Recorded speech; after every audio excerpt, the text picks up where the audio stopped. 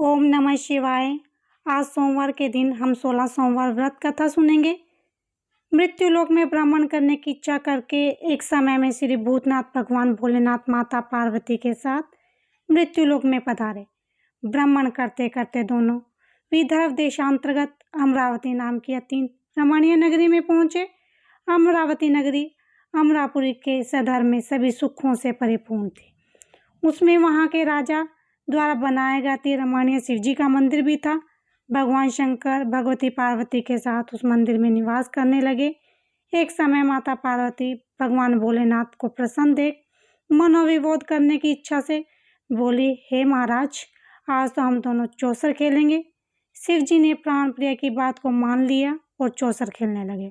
उसी समय मंदिर का पुजारी ब्राह्मण मंदिर में पूजा करने आया। माता पार्वती ने पुजारी से प्रश्न किया, पुजारी जी बताओ, इस बाजी में हम दोनों में से किसकी जीत होगी? बिना विचारे ब्राह्मण जी ने बोल दिया कि महादेव की जीत होगी। थोड़ी देर के बाद बाजी समाप्त हो गई। पार्वती की जीत हुई। पार्वती जी को बहुत गुस्सा आया और ब्राह्मण को झूठ बोलने के कारण श्राप देने चली। भोलेनाथ ने माता पार्वती को बहुत समझाया, लेकिन ब्राह्मण को कोढ़ी होने का श्राप दे दिया। कुछ समय के बाद पार्वती जी के श्राप से पुजारी के शरीर में कोढ़ पैदा हो गया। वो बहुत अधिक दुखी रहने लगा। पुजारी को श्राप का कष्ट भोगते हुए जब बहुत दिन गुजर गए, तब एक दिन देवलोक की अप्सराएं शिव जी की पूजा करने के लिए उसी मंदिर में पधारी। पुजारी के कोढ़ के कष्ट को देखकर उन्हें बड़ी दया आई। उन्होंने उसे रोगी होने का कारण पूछा। पुजारी ने निसंकोच सारी बातें बता दी। वे अप्सराएं बोली, हे पुजारी, अब तुम अधिक दुखी मत होना। भगवान शिव तुम्हारे सारे कष्टों को दूर कर देंगे। तुम बस व्रतों में श्रेष्ठ सोमवार का व्रत भक्ति भाव से किया करो। पुजारी ने अप्सराओं से नम्रतापूर्वक सोमवार व्रत की विधि पूछी। अप्सराओं ने बताया, सोमवार को भक्ति भाव से व्रत करो, साफ वस्त्र पहनो, संध्या व उपासना के बाद आधा सेर गेहूं का आटा लो, उसके 3 भाग करो और घी, गुड़, दीप, नवेद, मूंगफली, बेलपत्र, जनेऊ, जोड़ा, चंदन, अक्षत, पुष्पत आदि के द्वारा प्रदोष काल में भगवान शंकर की विधि से पूजा करो। तत्पश्चात 3 भागों में से एक शिव जी को अर्पण कर दो। बाकी 2 शिव जी का प्रसाद समझकर उपस्थित लोगों में बांट दो और आप भी प्रसाद समझकर खा लो। इस विधि से 16 सोमवार व्रत रखो। 17वें सोमवार को पाव से पवित्र गेहूं के आटे की बाटी बनाओ, उसमें घी और गुड़ मिलाकर चूरमा बनाओ। भगवान भोलेनाथ को भोग लगाकर उपस्थित भक्तों को बांट दो। उसके बाद कुटुंब सहित प्रसाद लो तो शिव जी की कृपा से उसकी सभी मनोकामनाएं पूर्ण होंगी। ऐसा कहकर अप्सराएं स्वर्ग को चलने लगी। कुछ दिन बाद शिव जी और माता पार्वती उस मंदिर में पुनः पधारे।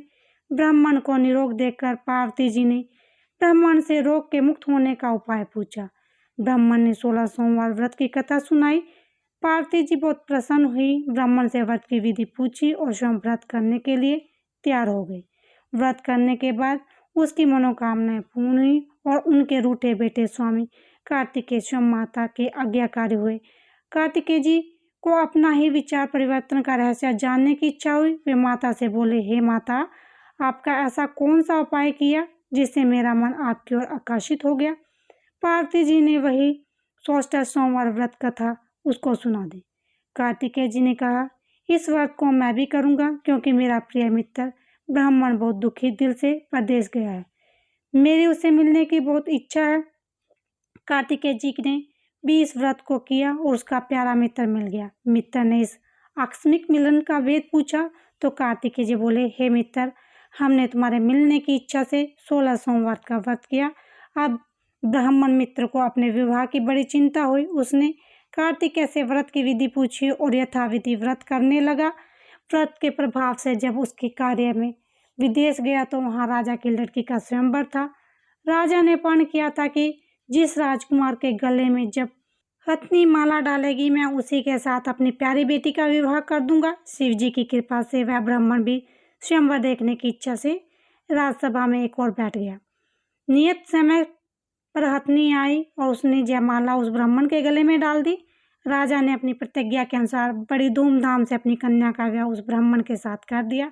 ब्राह्मण को बहुत साधन और सम्मान देकर संतुष्ट किया। ब्राह्मण सुंदर कन्या पाकर सुख से जीवन व्यतीत करने लगा। एक दिन राजकन्या ने अपने पति से प्रश्न किया, हे प्राणनाथ, आपने ऐसा कौन सा भारी पुण्य किया था जिसके प्रभाव से अत्रि ने सब राजकुमारों को छोड़कर आपका आह्वान किया? ब्राह्मण बोला, हे प्राण प्रिय, मैंने अपने दोस्त कार्तिकेय जी के कथनानुसार 16 सोमवार का व्रत किया था। इसके प्रभाव से मुझे तुम जैसी रूपवती पत्नी की प्राप्ति हुई। इस व्रत की महिमा सुनकर राजकुमारी को बड़ी हैरत हुई। वह भी पुत्र की कामना करने के लिए व्रत करने लगी। शिव जी की कृपा से उसके घर में एक अति सुंदर, सुशील, धर्मात्मा और विद्वान पुत्र उत्पन्न हुआ। माता और पिता उस देव पुत्र को पाकर अधिक प्रसन्न हुए और उसका लालन पालन बड़ी अच्छी प्रकार से करने लगे। जब पुत्र समझदार हुआ तो एक दिन उसने अपनी माता से प्रश्न किया, हे माता, तुमने कौन सा व्रत और तप किया था जो मेरे जैसा पुत्र तुम्हारे गर्भ से उत्पन्न हुआ? उसकी माता ने 16 सोमवार व्रत कथा पुत्र को बताई। पुत्र ने सब तरह के मनोरथ को पूरा करने वाले सरल व्रत को सुना और वह भी राज्याधिकार पाने की इच्छा से हर सोमवार को यथाविधि व्रत करने लगा। और व्रत शुरू होने के बाद एक देश के वृद्ध राजा ने दूतों के आकर उनको राजकन्या के लिए आह्वान किया। राजा ने अपनी बेटी का विवाह ऐसे स्वरगुण संपन्न ब्राह्मण युवक के साथ करके बड़ा सुख प्राप्त किया। वृद्ध राजा के दिवंगत हो जाने पर इसी ब्राह्मण को सिंहासन पर बैठाया गया, क्योंकि दिवंगत राजा के कोई पुत्र नहीं था। राजा का उत्तराधिकारी होकर भी वह ब्राह्मण पुत्र 16 सोमवार का व्रत करता रहा। जब 17वां सोमवार आया तो विप्र पुत्र ने अपनी प्रियमता से पूजन सामग्री लेकर शिव पूजा के लिए शिवालय में चलने को कहा, परंतु उसकी पत्नी ने उसकी आज्ञा की परवाह न की। दास दासियों द्वारा सब सामग्रियां शिवालय में भिजवा दी, परंतु स्वयं नहीं गई।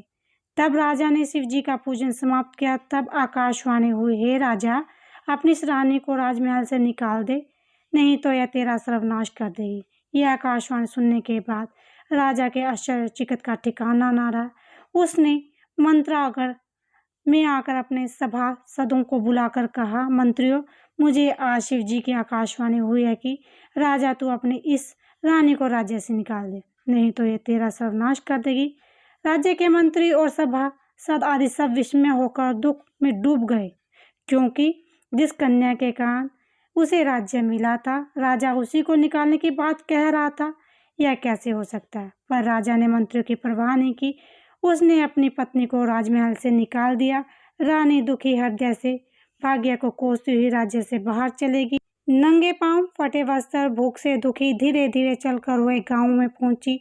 वहां एक बुढ़िया सूत काट कर बेचने जाती थी। रानी की करुण दशा देखकर बोली, चल तू मेरे साथ सूत बिकवा दे, मैं बूढ़ी हूँ, भाव करना नहीं जानती हूँ। यह बात सुनकर रानी ने बुढ़िया के सिर पर सूत की गठरी उतार कर उसके सिर पर रख दी। थोड़ी देर बाद आंधी आ गई। बुढ़िया का सूत पोटली से उठ गया। बेचारी बूढ़ी और पछताती रह गई। उसने रानी को अपने से दूर रहने को कहा। उसके बाद रानी तेली के घर गई तो शिवाजी का प्रकोप के कारण तेली के सभी मटके चटक गए। तेली ने भी राजा को अपने घर से निकाल दिया। बहुत दुख से दुख उठाती रानी एक नदी के किनारे गई। नदी का सारा जल सूख गया। उसके पश्चात रानी एक जंगल में गई। वहां सरोवर में पानी पीने गई। हाथ में स्पर्श होते इस सरोवर का नील कमल के समान जल असंख्य कीड़े में होकर गंदा हो गया।